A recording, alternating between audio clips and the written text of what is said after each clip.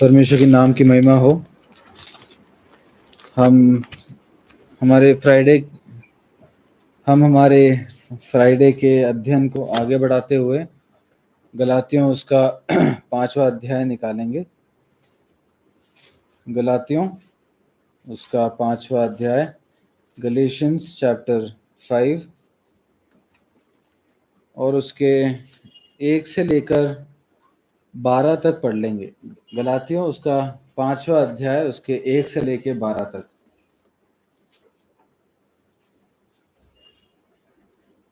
मसीह ने स्वतंत्रता के लिए हमें स्वतंत्र किया है, अतः इसी में स्थिर रहो, राष्ट्र के नियम में फिरना। देखो, मैं पौलुस तुमसे कहता हूँ कि यदि खतना कराओगे तो मसीह से तुम्हें कुछ लाभ ना होगा। फिर भी मैं हर एक खतना कराने वाले को बताए देता हूँ कि उसे सारी व्यवस्था माननी पड़ेगी। तुम जो व्यवस्था तुम्हारा धर्मी ठहरना चाहते हो, मसीह से अलग और अवहेलना से जुड़े हुए हो, क्योंकि आत्मा के कारण हम विश्वास से आशा की हुई धार्मिकता की बात देखते हैं। मसीह यीशु में न खतना और न ही खतना रहित कुछ काम का है, परंतु केवल विश्वास जो प्रेम के द्वारा प्रभाव डालता है। तुम तो भली भांति दौड़ रहे थे, अब किसने तुम्हें रोक दिया कि सत्य को ना मानो? ऐसी सीख तुम्हारे बुलाने वाले की ओर से नहीं, थोड़ा सा खमीर डाले गोले में आटे को खमीर कर डालता है। मैं प्रभु पर तुम्हारे विषय में भरोसा रखता हूँ कि तुम्हारा कोई दूसरा विचार ना होगा, परंतु जो तुम्हें घबरा देता है वह कोई क्यों ना हो दंड पाएगा। परंतु हे भाइयों, यदि मैं अब तक अपना का प्रचार करता हूँ तो क्यों अब तक सताया जाता हूँ? फिर तो क्रूस की ठोकर जाती रही। भला होता कि जो तुम्हें डमाडोल करते हैं वे अपना अंग ही काट डालते। इस पढ़े गए वचन पे परमेश्वर की आशीष हो। हम पिछले करीब 2-3 सप्ताह से इस 5वें अध्याय के पहले पद में से हमने 2 बार अध्ययन किया, और उसके बीच में हमने 4थे अध्याय के आखिरी उस भाग में से अध्ययन किया था।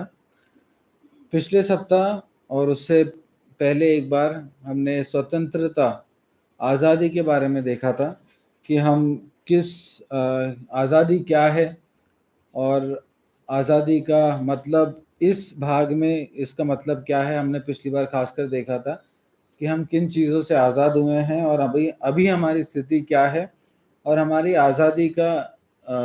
आज़ादी किस चीज़ पे निर्धारित है, किस चीज़ पे बेस्ड है। हम एक बार बता सकते हैं आप लोग रिवीजन के तौर पे, क्योंकि वो एक पॉइंट्स हैं। हम किन चीज़ों से आज़ाद किए गए हैं? पाप से, मृत्यु से, अंधकार से, शैतान से, शरीर से, शारीरिक इच्छाओं से, और सबसे पहले कुछ पॉइंट है व्यवस्था से, है ना। व्यवस्था और व्यवस्था के श्राप से छुड़ाए गए हैं। और हमारी अभी की स्थिति क्या है कि हम पुत्र हो गए हैं, हम वारिस हो गए हैं, हम धर्मी ठहराए गए हैं, हमें अनंत एक सुरक्षा मिली है, और हम याजक बन गए हैं, हम राजा या राजकुमार बन गए हैं ना। और इस सब का किस चीज़ पे निर्धारित है? परमेश्वर के वचन पे। वही हमारे लिए कॉन्स्टिट्यूशन है या फिर संविधान है। तो हमने इन बातों को पिछले सप्ताह देखा था, और आज हम उसके दूसरे पद से आगे कुछ बातों को सीखेंगे। 2 और 3 पढ़ लेंगे। देखो, मैं पौलुस तुमसे कहता हूँ कि यदि खतना कराओगे तो मसीह में तुम्हें कुछ लाभ ना होगा। फिर भी मैं हर एक खतना कराने वाले को जताए देता हूँ कि उसे सारी व्यवस्था माननी पड़ेगी। हम यहाँ पे पौलुस के द्वारा फिर से हम खतना के विषय में आते हैं। कई बार ऐसा लग सकता है कि बार बार व्यवस्था, बार बार खतना, इसके विषय में कहा जा रहा है। और साथ में इस अध्याय में आते आते पौलुस के शब्द थोड़े और कठोर भी हो रहे हैं, है ना, और स्ट्रिक्ट भी हो रहा है वो। अगर हिंदी में लिखा है देखो, है ना, हिंदी में सबसे दूसरे पद की शुरुआत में लिखा है देखो, लेकिन इंग्लिश में लिखा है मार्क माय वर्ड्स, है ना। जैसे हम अपने बच्चों को अगर डांटते हैं तो बोलते हैं कि इधर सुनो, खबरदार, है ना, सुनो। और कोई इंग्लिश वर्जन है क्या मार्क माय वर्ड्स के अलावा? बिहोल्ड, और कुछ है? या फिर लुक हियर, है ना, ऐसे लुक हियर करके भी एक वर्जन है। और उसको पूरा पढ़ लें आपने, दूसरा पद, लुक, है ना, लुक हियर या लुक, मतलब जैसे हिंदी में लिखा है देखो, मगर उसको बहुत सीरियस एक सेंस में, ऐसे नहीं कि देखो, है ना, ऐसे बताते हुए नहीं। मार्क माय वर्ड्स, मेरे वर्जन में, मेरी बात को ध्यान से सुनो। और उसके बाद अगर हम जैसे जैसे हम पढ़ रहे थे, हमने जब 12वां पद पढ़ा तो उसमें बहुत कठोर कुछ बातें, बहुत कठोर कुछ, बहुत स्ट्रिक्टली कोई कुछ बात बताते हुए हम पौलुस को देखते हैं। पौलुस बार बार इन बातों को इसलिए बता रहा है क्योंकि उसने इस कलीसिया पे मेहनत करी है ना। परमेश्वर ने उसको चुना, परमेश्वर ने उसको प्रेरित होकर बुलाया, लेकिन उसने इस कलीसिया पे मेहनत करी है। इस कलीसिया को अपना जैसे एक पिता बच्चों को पालता है, उसने इस कलीसिया पे परिश्रम किया है। और उस अधिकार के साथ, और इसलिए नहीं कि वो अपने अपने अधिकार को जताए या फिर अपने कि मैं तुम्हारे ऊपर हूं, इस बात को जताने के लिए नहीं, लेकिन क्योंकि परिश्रम किया है, क्योंकि एक पिता की तरह उनके लिए रहा है, तो उन भले के लिए वो मानो उनको डांटते हुए उनको बार बार समझाने की कोशिश कर रहा है कि देखो, है ना, मार्क माय वर्ड्स, इधर देखो, सुनो ना। एक एक व्यक्ति जो कलीसिया में परिश्रम करता है ना, वो सच में कलीसिया के प्रति बोझ रखने वाला व्यक्ति होता है ना। उसको कलीसिया जब कुछ गलत कर रही होती है या कलीसिया में कुछ गलत हो रहा होता है, तो वो व्यक्ति उसको बहुत स्ट्रिक्टली लेकिन बहुत प्रेम के साथ उस चीज को शायद बार बार करेक्ट करना पड़ सकता है। जैसे जेम्स भी हमें कई बार बोलते हैं कि हम ज्यादा विलंब किए बगैर कोई भी एक भाई प्रार्थना करे, है ना, कई बार बोलते हैं। और अभी तक जेम्स भैया बहुत प्रेम से बोल रहे थे, है ना। मैं विश्वास करता हूँ कि जेम्स भैया आगे भी प्रेम से ही बोले और हम आगे बोलना ही ना पड़े, ये सबसे उत्तम रहेगा। लेकिन जो जो व्यक्ति कलीसिया के लिए बोझ रखता है ना, वो कलीसिया के भलाई के लिए बार बार चीजें बताता है, और उसमें ये नहीं सोचता कि ये तो कितना, ये मैं इतनी बार रिपीट कर चुका हूं, अब रहने देते हैं, है ना। पौलुस सोच सकता था मैंने 4 अध्याय लिख लिए, बस काफी है। नहीं, वो बार बार उन चीजों को स्ट्रिक्टली समझा रहा है, बता रहा है। वो क्यों कर रहा है? क्योंकि उसका हृदय उस कलीसिया के लिए, उन प्रियजनों के लिए बहुत दुखित है कि वो गलत, वो इस बड़े उद्धार को, इस प्रेशियस सैल्वेशन को, इस कीमती उद्धार को पाकर कुछ गलत शिक्षाओं में ना चले जाए। तो हम पौलुस के कठोर शब्दों में भी उसके प्रेम को और उसके एक पिता जैसे होने के उसके करेक्शन को हम यहाँ पे देख पाते हैं। उसके बाद जब हम क्योंकि हम बार बार एक चीज को देख रहे हैं, कुछ चीजों को देख रहे हैं, तो यहाँ पे फिर से खतना का जिक्र हुआ है ना। देखो, मैं पौलुस तुमसे कहता हूं कि यदि खतना कराओगे तो मसीह में तुम्हें कुछ लाभ ना होगा। हमने पहले भी इस बात को डिस्कस किया था, लेकिन आज फिर से कुछ चीजों को देखेंगे। क्या है खतना? क्या क्या दिखाता है खतना? उस प्रोसेस की बात नहीं कर रहा, मगर वो प्रोसेस का क्यों हुआ, क्यों रखा गया। परमेश्वर के लिए अलग किए हुए लोग, है ना।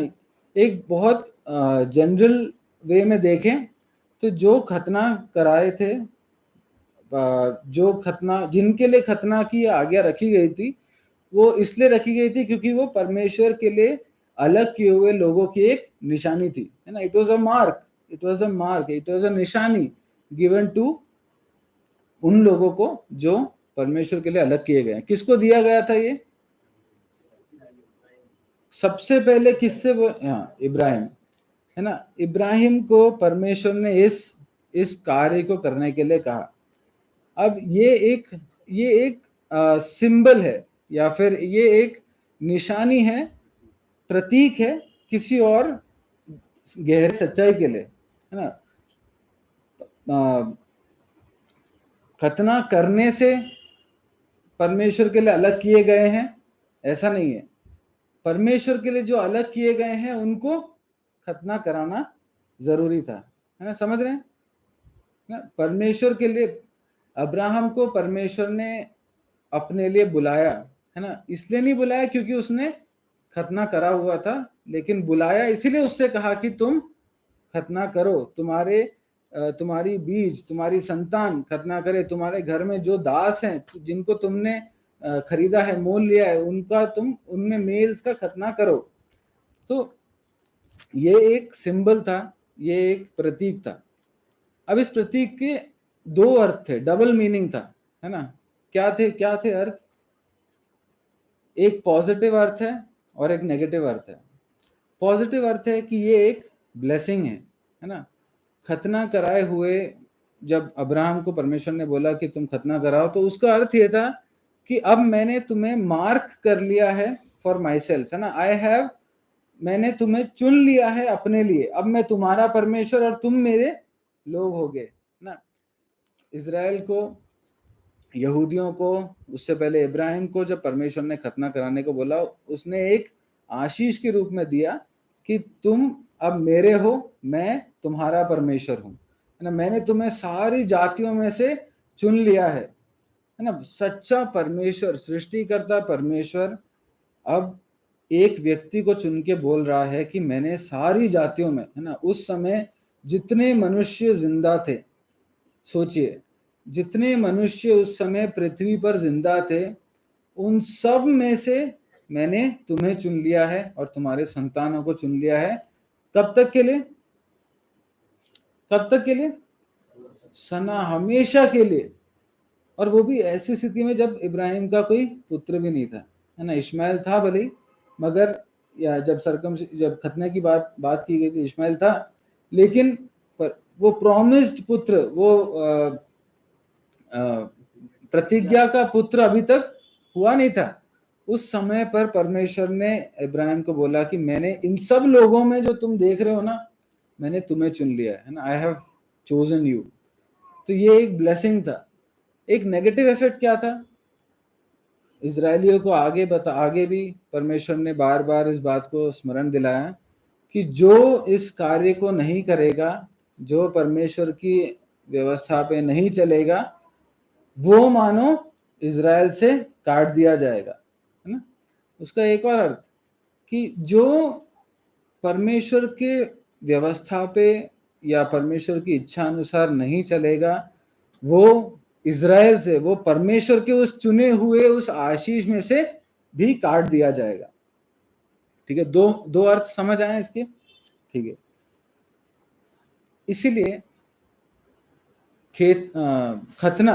खतना एक सिंबल है, या फिर खतना एक प्रतीक है किस चीज का? ओबीडियंस का, है ना, आज्ञाकारिता का। हम परमेश्वर की बात मानने को तैयार है क्या? है ना, उसने हमें चुन लिया है, लेकिन हम उस पर विश्वास करके उसकी आज्ञा को मानने के लिए तैयार है क्या? है ना, उसके प्रतिज्ञाओं पे विश्वास करने के लिए तैयार है क्या? है ना, परमेश्वर ने इब्राहिम से बोला कि तुम्हारा संतान मैंने चुन लिया है, जबकि संतान थी भी नहीं। उसी अध्याय में, उत्पत्ति 17वें अध्याय में परमेश्वर फिर से उसको प्रॉमिस को याद दिलाते हैं, है ना। वो 99 वर्ष का है, उसको बोलते हैं प्रॉमिस सन आएगा। क्या तुम परमेश्वर की आज्ञाओं को मानने के लिए तैयार हो? क्या तुम परमेश्वर की प्रतिज्ञाओं पे भरोसा करने के लिए तैयार हो? इस बात का एक प्रतीक था ये खतना करना, है ना। समझ रहे हैं? रोमियो 4 अध्याय निकाल लें। रोमियो 4 अध्याय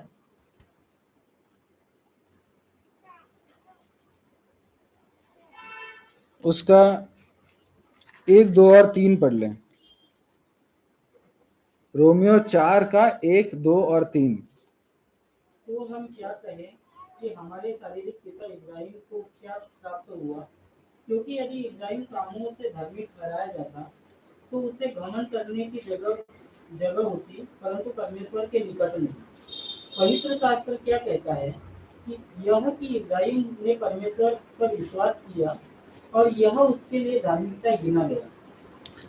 क्या लिखा है इसमें?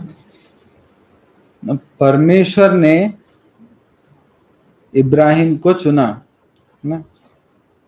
मगर परमेश्वर ने इब्राहिम को धर्मी होकर ठहराने के लिए खतना कराया क्या? नहीं, है ना? पहले परमेश्वर ने इब्राहिम को धर्मी होकर ठहराया और उसके बाद उसका एक सिंबल होके, उसका एक प्रतीक होके खतना कराने को बोला। समझ रहे हैं ना? अगर इब्राहिम का जीवन या उसके किसी कार्य से वो धर्मी ठहरा होता, या फिर इवन खतना करने की वजह से अगर वो धर्मी ठहरा होता, तो उसके पास बोल सकता था कि मैंने ये किया इसलिए मैं बच गया, मेरा उद्धार हुआ, मैं चुना गया। लेकिन परमेश्वर का चुनाव इब्राहिम से और उससे पहले नूह से, इब्राहिम से और आगे भी और हमारे ज़माने में भी सिर्फ और सिर्फ विश्वास पे था ना। कभी भी खतना, क्योंकि खतने के भी बाद जब इजरायली संख्या बहुत बढ़ गई, मिस्र से आए, उसके बाद तो व्यवस्था आई ना। पहले खतना आया, बहुत समय बाद व्यवस्था आया, तो इस सब से तो उद्धार नहीं होता। इस बात को पौलुस रोमियो की पत्री में बोलता है ना, वो सिखाता है। ये सब बाइबल ने या पवित्र शास्त्र बाइबल ने कभी भी इन चीज़ों को कोई कंफ्यूजन में नहीं छोड़ा, है ना, कि पुराने नियम में तो ऐसा था, लेकिन पुराने नियम में भी विश्वास या उद्धार विश्वास से ही हो रहा था, है ना। परमेश्वर ने इब्राहिम को बुलाया अपने घर से और वो निकल के आ गया। उसने तब खतना नहीं कराया, तब व्यवस्था नहीं थी। उसने क्या किया? उसने केवल क्या किया? केवल विश्वास किया, है ना। परमेश्वर के वचन का धन्यवाद कि परमेश्वर कभी हमें एक कंफ्यूजन में नहीं छोड़ते, है ना। परमेश्वर अपने वचन में, है ना, चाहे वो पुराना नियम हो चाहे नया नियम हो, उसमें भी हमें क्लियर करके देते हैं कि परमेश्वर का उद्देश्य हमारे जीवन में क्या है। परमेश्वर हमें हमारे जीवन में हमारा जब प्रभु यीशु मसीह की वजह से, उनके बलिदान की वजह से उद्धार होता है, वो भी उस बलिदान पे विश्वास करने के द्वारा होता है। और इसके बगैर जब पहले परमेश्वर चुन रहे थे तो भी विश्वास के द्वारा चुन रहे थे, विश्वास और अनुग्रह के द्वारा, है ना। एक और भाग पढ़ेंगे, या उससे पहले एक और बात कहना चाहूंगा। परमेश्वर ने पुराने नियम में जब अन्य जातियों को दूर रखा या अन्य जातियों को अपने लोगों के साथ, अपने लोगों को कहा कि उनके साथ तुम कोई संबंध मत रखो, तो वो इसलिए नहीं रखा क्योंकि उनका खतना नहीं हुआ था, है ना। परमेश्वर ने अगर बोला कि मुआबियों से या फिलिस्तियों से या किसी और से तुम कोई संबंध मत रखो, तो वो इसलिए नहीं था कि उनका खतना नहीं हुआ था। समझ रहे हैं? खतना या सर्कमसिशन वाज नॉट द बेसिस कि तुम्हारे संबंध किसके साथ होने चाहिए या नहीं होने चाहिए। क्या था बेसिस? क्या था बेसिस? क्या था? अच्छा, अब इसका ऑपोजिट देखें। परमेश्वर ने जब इज़राइल जो खतना कराते हैं, जब वो व्यवस्था का पालन नहीं कर रहे थे, जब परमेश्वर से दूर जा रहे थे, इसको पढ़ लेते हैं, ड्यूट्रॉनमी, व्यवस्था विवरण 10वां अध्याय, उसका 12 से 22। एक मिनट, व्यवस्था विवरण उसका 10वां अध्याय, उसका 16 पढ़ लें। व्यवस्था विवरण उसका 10वां अध्याय।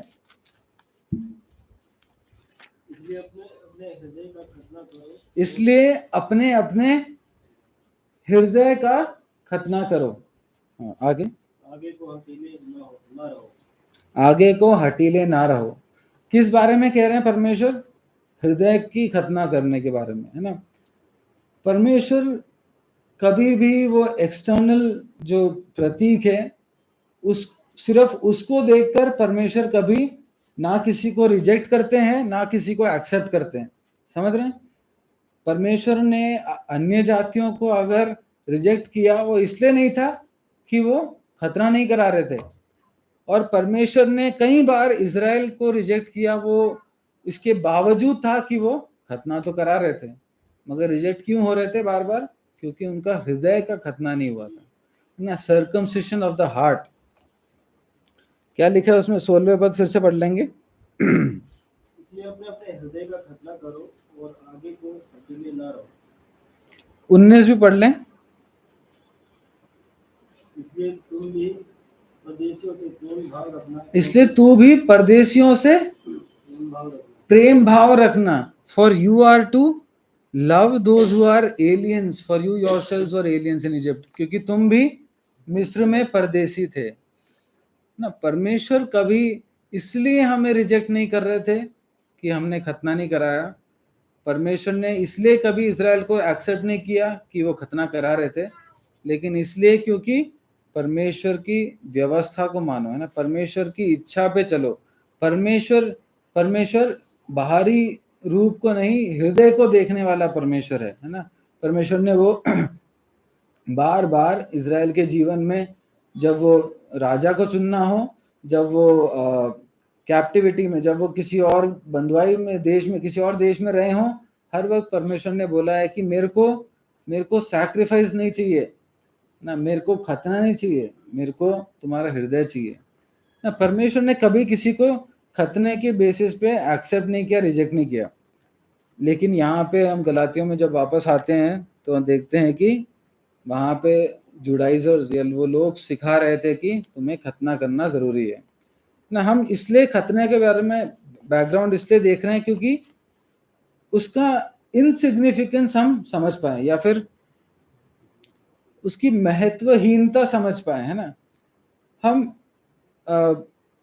वो एक बहुत जरूरी एक प्रतीक था, वो एक सिंबल था, उस प्रतीक का एक बहुत महत्वपूर्ण अर्थ था।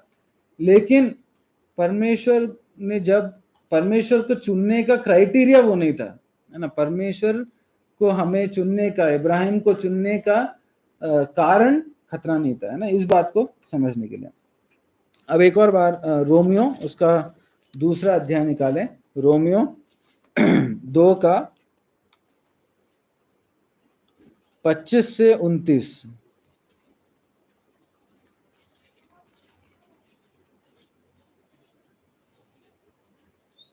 यदि तू व्यवस्था पर चले तो खतने से लाभ तो है, परंतु यदि तू व्यवस्था को न माने तो तेरा खतना बिना खतना की दशा ठहरा। सो यदि खतना रहित मनुष्य व्यवस्था की विधियों को माना करे तो क्या उसकी बिन खतना की दशा खतने के बराबर न गिनी जाएगी?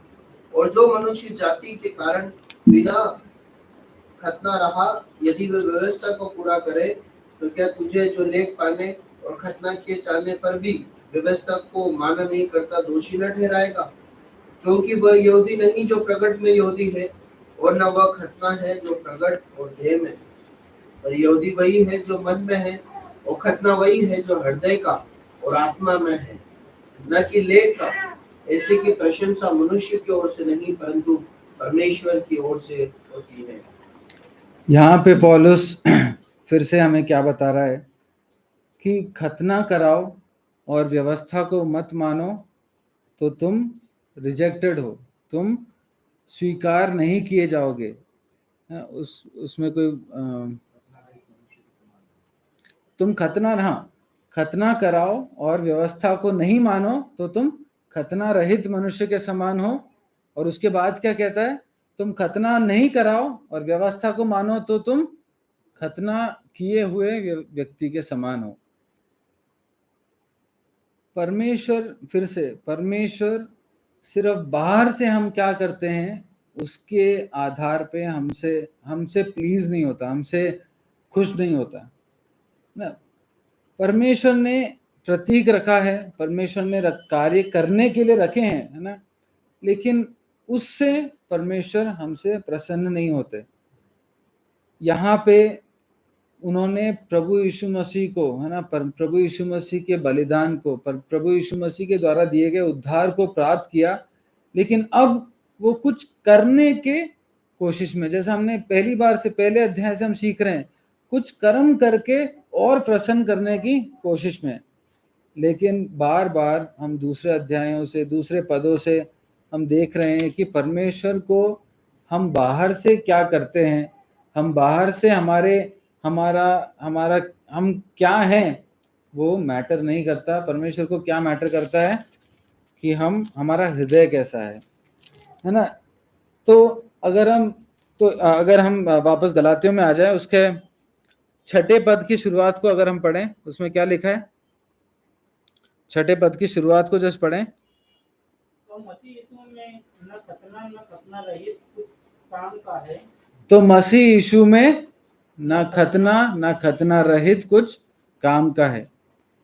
For circumcision and for neither circumcision nor uncircumcision has any value in Christ Jesus, है ना।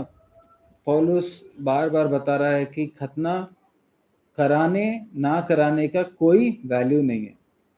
ठीक है, अब दूसरे पद में अगर हम वापस आए, गलातियों 5 उसका दूसरा पद, उसमें लिखा है, देखो मैं पौलुस तुमसे कहता हूं कि यदि खतना कराओगे तो मसीह से तुम्हें कुछ लाभ ना होगा।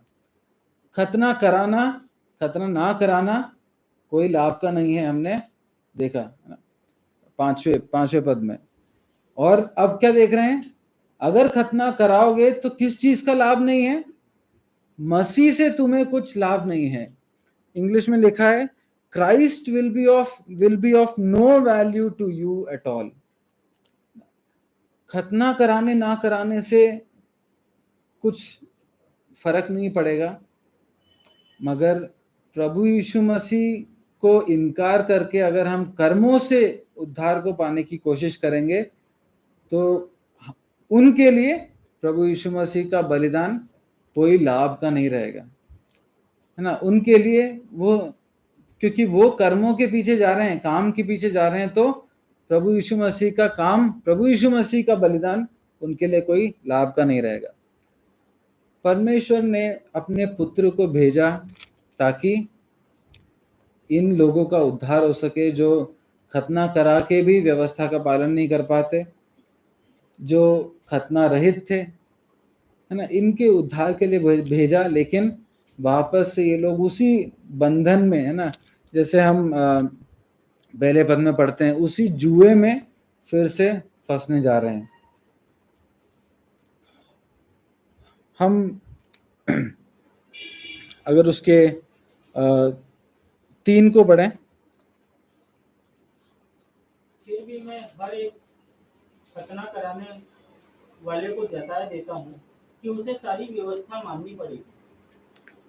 उससे पहले एक और बात, जैसा हमने पहले भी एक बार वो फ्लो चार्ट बनाया था, तो आज हमने देखा कि खतना करना, ना खतना करना, या खतना करना या खतना रहित कोई वैल्यू नहीं है ना। लेकिन परमेश्वर का वचन क्या कहता है कि अगर खतना रहित व्यक्ति हो और व्यवस्था का पालन कर ले तो वो खतना किए हुए समान है ना। मतलब कि ही कैन बी एक्सेप्टेड, है ना, उसको स्वीकार किया जा सकता है।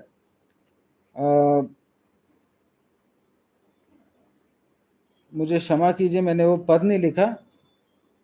हाँ, रोमियो 3 का 20 निकाल दें, रोमियो 3 का 20। तो हमने देखा खतना और खतना रहित दोनों का कोई वैल्यू नहीं है। हमने देखा अगर खतना रहित हो और व्यवस्था का पालन कर ले तो वो एक्सेप्ट किया जाएगा। रोमियो 3 का 20 में हम क्या देखते हैं? क्योंकि व्यवस्था के कामों से कोई प्राणी उसके सामने धर्मी नहीं ठहरेगा। तो जो सेकंड क्राइटेरिया था कि खतना रहित हो और व्यवस्था का पालन कर ले, वो इम्पॉसिबल है ना। हमने पहले भी ये फ्लोचार्ट अपने मन में बनाया था कि अगर हम व्यवस्था का पालन कर ले तो हम बच सकते हैं ना, 100% पालन कर ले तो हमारा उद्धार हो सकता है। और हमने तब देखा था कि ऐसा इम्पॉसिबल है। आज हम फिर से उस बात को देख रहे हैं कि खतना करें चाहे नहीं करें कोई मायने नहीं रखता, महत्वहीन है। अगर हम व्यवस्था का पालन कर ले बिना खतना कराएं तो जरूर एक्सेप्ट हो जाएंगे, लेकिन वो करना कोई धर्मी नहीं ठहर सकता ना। व्यवस्था का पालन करना और उससे हम धर्मी हो जाए ये इम्पॉसिबल है ना। फिर से हम और उसमें और डीप में जाके हम इस बात को समझते हैं कि हमारी अवस्था क्या है ना। परमेश्वर ने ऑप्शन दिया है कि तुम कर सकते हो तो कर लो, बट वो नहीं कर सकते हम। लेकिन परमेश्वर ने उस ऑप्शन को वहीं पे नहीं रखा। परमेश्वर ने एक और ऑप्शन दिया, क्या कि ठीक है तुम नहीं कर सकते, मेरा पुत्र उस व्यवस्था का पालन कर लेगा, है ना। मेरा पुत्र उस खतना को प्राप्त कर लेगा, उस व्यवस्था का पालन कर लेगा, और उस कारण वो तुम्हारी जगह श्राप उठा लेगा, और ऐसा सब करने से तुम उद्धार पा सकते हो, क्योंकि दूसरा जो पहला ऑप्शन था वो तो तुम नहीं कर सकते। इस बात को समझ के, इस बात पर विश्वास करके उद्धार पाने के बाद अब वापस ये कलीसिया जब उन्हीं चीज़ों पे मुड़ रही है, उसी जुए के नीचे जुतना चाह रही है, तो एक कलीसिया के ऊपर परिश्रम करने वाला का हृदय कितना दुखित होगा ना। और एक व्यक्ति नहीं, दो व्यक्ति नहीं, कलीसिया है ना, काफी लोग। इसीलिए वो पूरी कलीसिया को लिखा जा रहा है कि और भी कोई हो जो इन विचारों में हो, उससे भी बच जाए। अगर हम 9वां पद पढ़ें, गलातियों 5:9, उसमें लिखा है थोड़ा सा खमीर सारे गूंदे हुए आटे को खमीर कर डालता है ना। शायद 5 लोगों में हो, 50 नहीं हो, मगर थोड़ा सा खमीर और भी बाकी आटे को भी खमीर कर सकता है। तो इसीलिए बार बार पौलुस एक चेतावनी की तरह, एक डांट की तरह उनको समझा रहा है कि ऐसे इस चीज में मत फंसो, इन चीजों पे मत जाओ, है ना।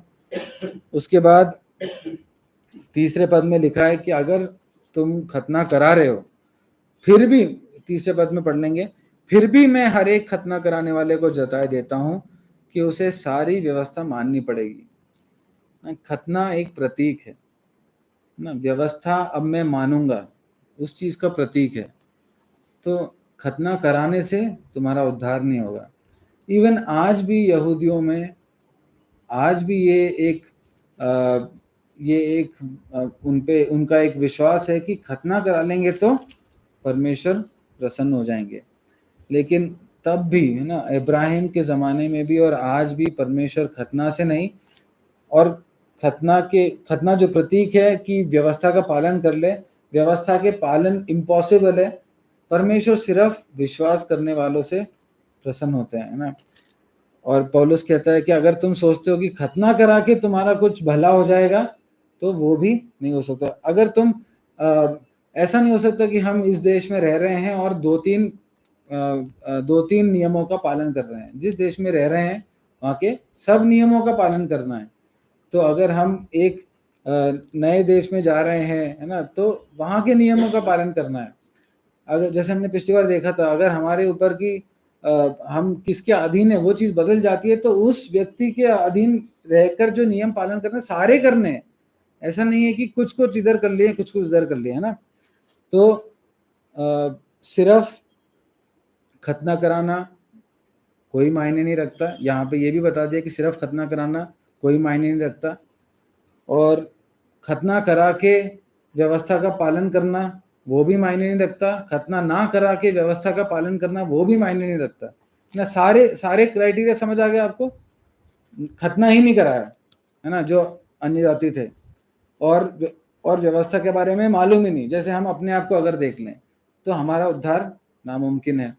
खतना करा लिया लेकिन व्यवस्था का पालन नहीं किया, जैसे हम यहूदियों को देखते हैं, तो उनका उद्धार नामुमकिन है। खतना नहीं कराया लेकिन व्यवस्था का पालन करना, फिर वो वहीं पे नामुमकिन है। चौथा ऑप्शन क्या है? खतना नहीं कराया, परमेश्वर के पुत्र प्रभु यीशु मसीह पर विश्वास किया, उस बलिदान पर विश्वास किया, तो उद्धार संभव है, और परमेश्वर की दया से हम उस उद्धार को प्राप्त कर सकें। अब चौथा पद पढ़ लें, उसमें लिखा है, तुम जो व्यवस्था के द्वारा धर्मी ठहरना चाहते हो, मसीह से अलग और अनुग्रह से गिर गए हो। जो व्यक्ति व्यवस्था का पालन करके कुछ उद्धार पाना चाहता है, वो, और जो व्यक्ति मसीह पे विश्वास करके उद्धार पाना चाहता है, उन दोनों में वो दोनों साथ नहीं हो सकते। ऐसा नहीं हो सकता कि मैं व्यवस्था का भी पालन कर लूं और मसीह पर भी विश्वास कर लूं, है ना। ये इस बात में कोई डाउट है क्या? अगर इस बात में कोई डाउट है तो चौथे अध्याय के 21 से लेके आखिरी तक जो हमने अध्ययन किया था, उसमें हमने यही बात देखी थी। क्या देखा था हमने? जस्ट एक रिवीजन, क्विक रिवीजन, बिना नोट्स निकाले। किन किन के एग्जाम्पल देखे थे हमने कि व्यवस्था और अनुग्रह, इसके ये दोनों साथ में नहीं रह सकते। किस किस का एग्जाम्पल देखा था? सारा, हगर, या सारा और हाजा, उनके इश्माएल और ऐसक, उनके पुत्र, और हमने अनुग्रह और व्यवस्था का जो डिफरेंस देखा था, पहाड़ देखे थे, और कौन से सिनाई पर्वत और सियोन पर्वत और यरूशलेम देखे थे ना, जो पृथ्वी का यरूशलेम और नया यरूशलेम। तो पौलुस पहले ही समझा चुका है, बता चुका है, एग्जाम्पल के साथ बता चुका है कि अनुग्रह और व्यवस्था, है ना, परमेश्वर प्रभु यीशु मसीह के बलिदान, प्रभु यीशु मसीह के द्वारा उद्धार और व्यवस्था के द्वारा उद्धार पाने की कोशिश साथ में नहीं रह सकती। तो ये लोग क्या कर रहे थे? ये लोग उद्धार पाए हुए थे, है ना। हम विश्वास करते हैं कि इन्होंने उद्धार पाया, कलीसिया के हिस्सा हैं, लेकिन अब ये एक स्टेप आगे जाना चाहते हैं, है ना। ये एक स्टेप आगे जाकर क्या कर रहे हैं? अपने आप को सालों पीछे लेके जा रहे हैं, है ना। कई बार हमारे बाहरी प्रगटीकरण, बाहरी चीजों को करने से हम असली में हम परमेश्वर से दूर हो रहे होते हैं, है ना, क्योंकि बाहरी चीजें ना दूसरों को दिखती है ना। जो हृदय की अवस्था है वो दूसरों को दिखती नहीं है, लेकिन ज्यादा हमें इंसान या शरीर को ज्यादा खुशी कब मिलती है? जब दूसरों को दिखता है। लेकिन परमेश्वर दुखी कब होते हैं? जब हम इन कार्यों को, दिखाने वाले कार्य। फरीसियों से क्यों प्रभु यीशु मसीह दुखी थे? क्यों? उनके बारे में, उनकी प्रार्थना के बारे में तक प्रभु यीशु मसीह ने कहा है कि वो, क्या हमने इस संडे को सुना था कि वो लंबी लंबी प्रार्थना करते हैं, है ना, सड़क के रास्ते में खड़े होकर प्रार्थना करते हैं। जब फास्टिंग करते हैं तो दुखी शक्ल और दाढ़ी वगैरह बढ़ा के रखते हैं, दिखाना चाहते हैं ना। लेकिन चाहे वो खतना हो, चाहे वो हमारा कलीसिया में जीवन हो, परमेश्वर बाहरी कार्यों से प्रसन्न नहीं होते हैं। परमेश्वर हमारे हृदय को देखते हैं। उसके बाद 5वें पद में पौलुस कहता है, क्योंकि आत्मा के कारण हम विश्वास से आशा की हुई धार्मिकता की बाट जोते हैं। हम भले ही आज बहुत कमियों के साथ यहाँ जी रहे हो, है ना, लेकिन खतना कराना हमें एक परफेक्ट राइचियसनेस नहीं देगा, एक सिद्ध धार्मिकता हमें नहीं देगा ना। खतना करा, उद्धार पा लिया, विश्वास करते हैं, अब खतना और करा ले तो हम सिद्ध हो जाएंगे, वो नहीं है। सिद्धता कब आएगी? कब आएगी? लिखा है वहां पे, क्या लिखा है?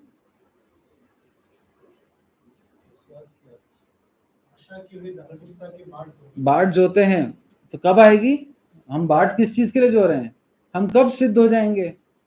ये तो जब प्रभु यीशु मसीह आएंगे, जब हम, या तो हमारी मृत्यु हो जाएगी, हम स्वर्ग चले आएंगे, तब हमारे अवस्था बदल जाएगी, है ना, तब हम सिद्ध हो जाएंगे। यहाँ पे हम जो कार्य करना है, कर्म करने हैं, कर लें, उससे कोई मतलब नहीं होगा, क्योंकि उससे सिद्धता नहीं आएगी, है ना। बाहरी कार्य के बारे में बता रहा है पौलुस कि इसका कोई मूल्य नहीं है, और वैसे ही बता रहा है कि किस चीज में सिद्धता है ना, बाट जोने में। इंतजार करो, क्योंकि वो दिन आएगा जब प्रभु यीशु मसीह, हम प्रकाशित वाक्य में से पढ़ रहे हैं, है ना, हम 5वें अध्याय में, 6ठे अध्याय में देखते हैं, गॉड रिक्लेमिंग हिज क्रिएशन, है ना। परमेश्वर एक समय पर जो जो अभी जो डिस्टर्बेंस दिख रहा है पूरे संसार में, उस सब को परमेश्वर दिखाएंगे कि परमेश्वर अभी भी है ना, परमेश्वर अभी भी परमेश्वर है, नियंत्रण में है, लेकिन लोगों को समझ नहीं आ रहा। लेकिन एक समय पे दिखेगा, और तब हमारा क्या अवस्था होगा, हम तब सिद्ध सिद्ध धर्मी ठहराए जाएंगे। परमेश्वर के नाम की महिमा हो। परमेश्वर के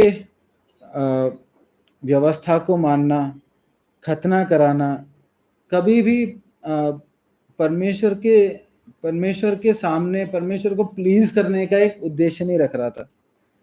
परमेश्वर ने इन बातों को इसलिए नहीं रखा था कि तुम ये करोगे तो मैं प्रसन्न होऊंगा और मैं तुम्हें चुन लूंगा, है ना। ऐसा है क्या? जैसे हमने पहले देखा अब्राहम के जीवन में, परमेश्वर ने जिनको उन्होंने चुन लिया, उनके लिए उन कार्यों को रखा। मैंने इज़राइल को चुन लिया है तो मैं उनको व्यवस्था दे रहा हूँ पालन करने के लिए, है ना। मैंने इब्राहिम को चुन लिया है तो मैं उनको खतना करने को बोल रहा हूँ, ताकि वो एक मार्क, वो एक निशानी, वो एक प्रतीक उसके पास रहे। हम जब परमेश्वर की आज्ञाओं को मानते हैं, हम इसलिए नहीं मान रहे हैं कि हम इससे परमेश्वर को प्रसन्न करके हम बेहतर बेहतर बेहतर हो जाएंगे, है ना। जैसे कई बार सिखाया जाता है सिनलेस परफेक्शन, हमें उसके लिए प्रयत्न करना है। सही है, हमें पाप नहीं करने का कोशिश करनी है ना। हमें पवित्र जीने की पूरा परिश्रम करना है, लेकिन और परमेश्वर उससे प्रसन्न होते हैं, लेकिन उससे हमारा उद्धार नहीं होगा। या फिर अगर हम कुछ कार्यों को करके खुद को और परमेश्वर को प्रसन्न करने की कोशिश करेंगे, उससे ना हम खुद प्रसन्न होंगे ना परमेश्वर प्रसन्न होंगे। असली आनंद ये है, ये इस बात को खुशी से स्वीकार करना कि मैं परमेश्वर के द्वारा ओन किया गया हूँ, है ना। हम जब इब्राहिम ने खतना कराया, उसने इस बात को अब स्वीकार कर लिया कि अब मेरे ऊपर अधिकार परमेश्वर का है ना। अब मेरे ऊपर अब मैं किसकी सुनूंगा? परमेश्वर की सुनूंगा। अब मेरे को किसकी आज्ञाओं को मानना है? परमेश्वर को मानना है। अब मेरे को कहाँ जाना है? जहां परमेश्वर बोलता है मेरे को जाना है।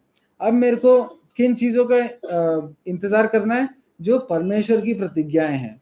इब्राहिम गिरा, लेकिन परमेश्वर को प्रसन्न उसने अपने विश्वास से किया। इन बातों को बार बार अपने ही बीइंग फेथफुल, है ना, परमेश्वर पे भरोसा करके, परमेश्वर की आज्ञाओं को मान के उसने अपने आनंद को भी पूरा किया। अगर हम यिर्मयाह उसका 4 अध्याय,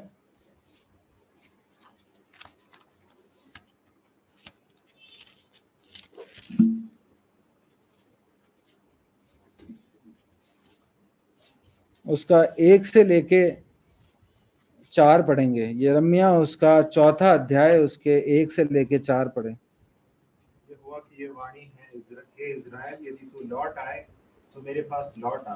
यदि तू घिनौनी वस्तुओं को मेरे सामने से दूर करे तो मुझे आवारा फिरना न पड़ेगा। और यदि तू सच्चाई और न्याय और धर्म से यहोवा के जीवन की शपथ खाए तो जाति जाति उसके कारण अपने आप को धन्य कहेंगे और उसी पर घमंड करेंगे।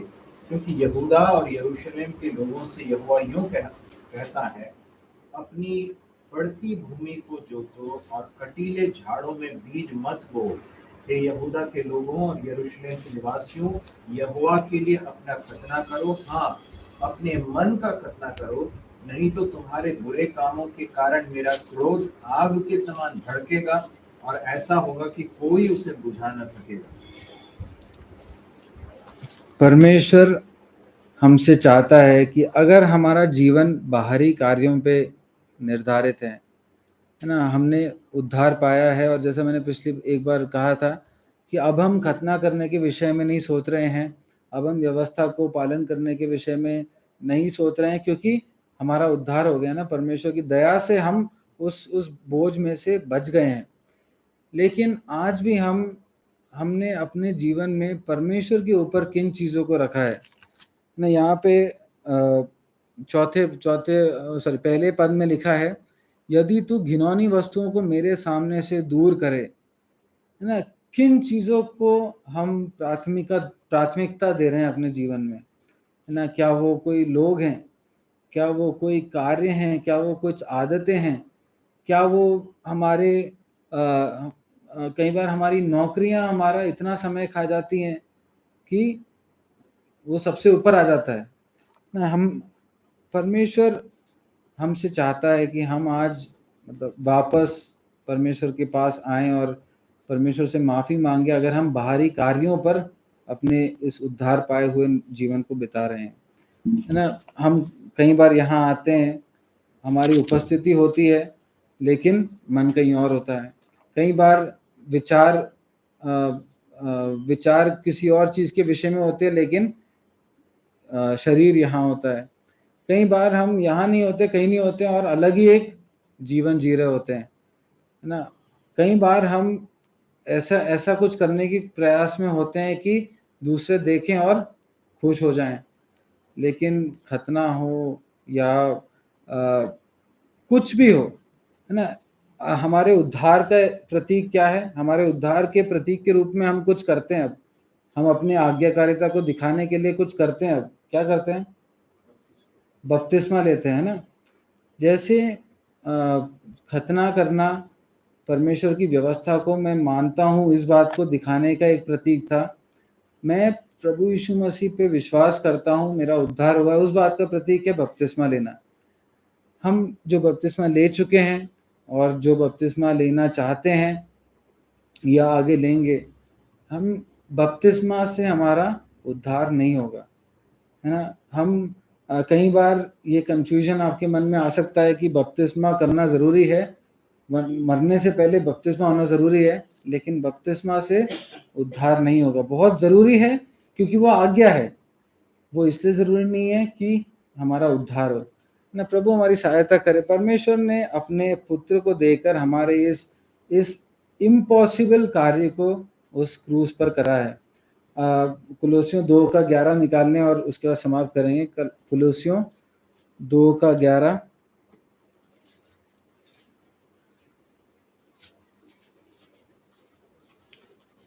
उसी में तुम्हारा ऐसा खतना हुआ है जो हाथ से नहीं होता, अर्थात मसीह का खतना, जिससे शारीरिक देह उद्धार दी जाती है, सॉरी शारीरिक देह उतार दी जाती है ना। उसी में तुम्हारा ऐसा खतना हुआ है ना। परमेश्वर चाहता है कि हमारे हृदयों का खतना हो, लेकिन हम उसको नहीं कर सकते, हम निस्सहाय हैं। परमेश्वर चाहता है कि हमारा उद्धार हो, लेकिन हम उसके लिए भी कुछ नहीं कर सकते, हम निस्सहाय हैं। लेकिन परमेश्वर ने उसके लिए मार्ग तैयार किया कि हमारा हृदयों का खतना हो। कैसे? प्रभु यीशु मसीह के द्वारा। क्या लिखा है? उसी में तुम्हारा ऐसा खतना हुआ जो हाथ से नहीं होता, अर्थात मसीह का खतना, है ना। क्राइस्ट है। और खतने का मतलब क्या है पता है? सेपरेट करना, है ना। अपने जीवन को परमेश्वर के लिए अलग करना, परमेश्वर के लिए सैंक्टिफाइड होके अपने आप को देना, है ना। अपने आप को और कुछ नहीं करने के लिए, लेकिन परमेश्वर के उपयोग में आने के लिए अपने आप को देना, इसे कहते हैं हृदय का खतना। और ये हम खुद नहीं कर सकते थे, है ना। और गलातिया की कलीसिया को पौलुस बार बार ये स्मरण दिला रहा है कि जो तुम्हारे लिए इम्पॉसिबल था वो प्रभु यीशु मसीह ने तुम्हारे लिए किया। तो अब तुम जो पॉसिबल कार्य है उसको करके अपने इस उद्धार को इन ऑफ नो वैल्यू या महत्वहीन मत ठहराओ, है ना। प्रभु यीशु मसीह के उस बलिदान को महत्वहीन होकर मत ठहराओ, है ना। बाहरी कार्य करके, दूसरों को प्रसन्न करके तुम्हारा उद्धार किस कारण हुआ, उस कार्य को महत्वहीन मत ठहराओ। परमेश्वर हमारी सहायता करें। परमेश्वर के नाम की महिमा हो।